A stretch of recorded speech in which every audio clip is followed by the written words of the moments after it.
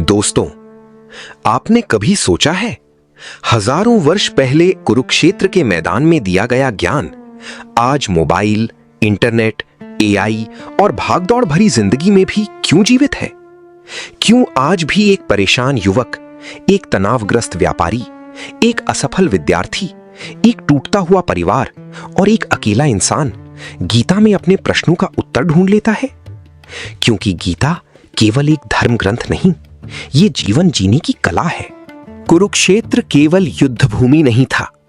दोस्तों, कुरुक्षेत्र केवल पांडवों और कौरवों का युद्ध नहीं था, वो मनुष्य के भीतर चलने वाले संघर्ष का प्रतीक था। एक तरफ मोह, एक तरफ कर्तव्य, एक तरफ भय, दूसरी तरफ सत्य। और यही युद्ध आज भी हर इंसान के भीतर चल रहा है। आज का अर्जुन कौन है?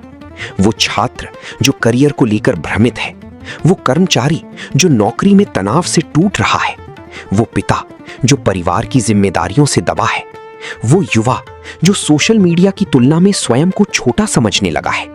हर व्यक्ति अपने जीवन के किसी न किसी मोड़ पर अर्जुन बन जाता है। जब अर्जुन टूट गया था, महाभारत के युद्ध से पहले अर्जुन ने अपना गांडीव नीचे रख दिया। उसने कहा, हे कृष्ण, मैं ये युद्ध नहीं कर सकता। उसके हाथ कांप रहे थे, मन भ्रमित था, आंखों में अश्रु थे। और दोस्तों, क्या आज हम भी ऐसा अनुभव नहीं करते? जब जीवन में समस्याएं आती हैं तो हमारा भी आत्मविश्वास टूट जाता है।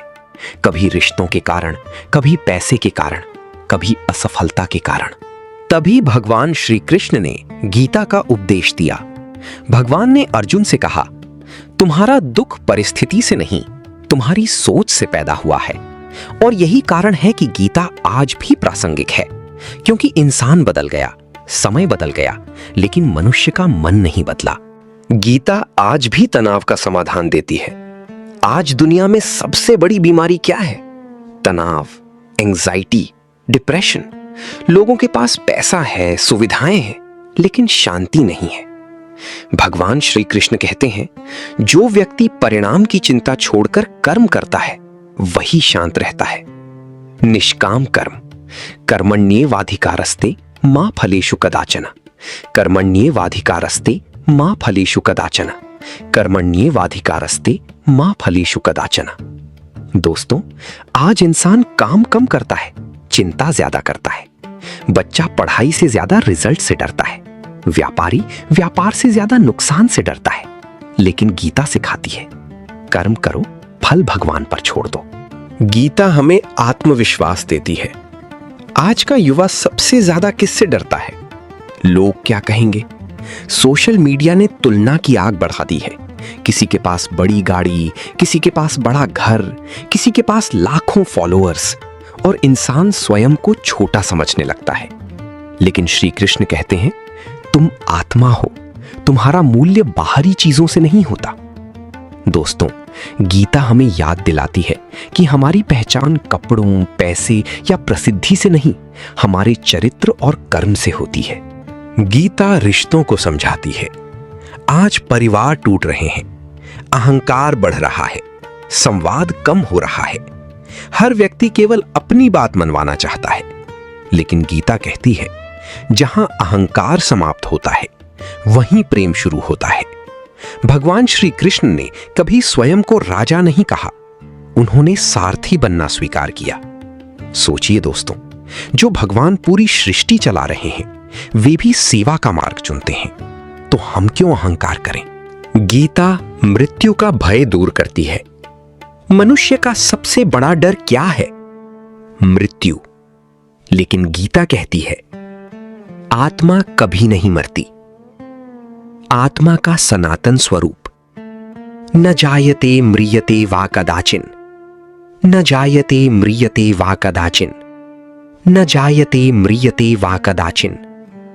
शरीर बदलता है लेकिन आत्मा शाश्वत है।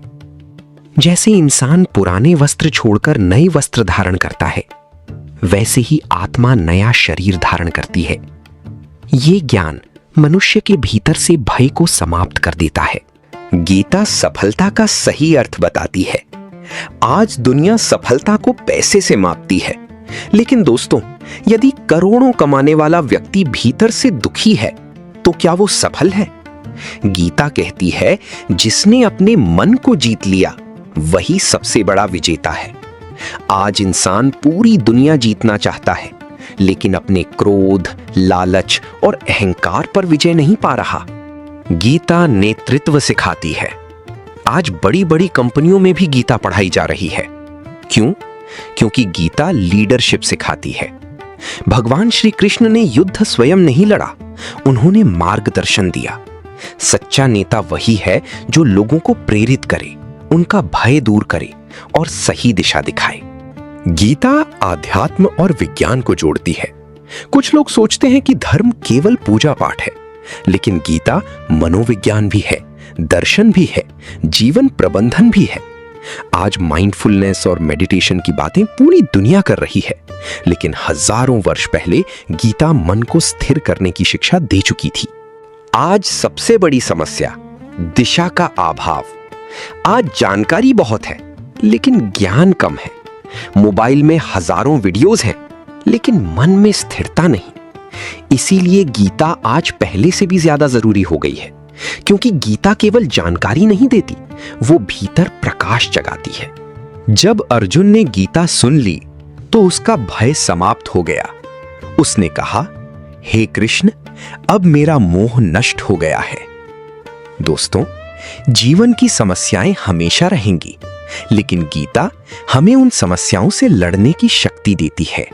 इसलिए भगवद गीता केवल हिंदुओं के लिए नहीं, ये संपूर्ण मानवता के लिए है।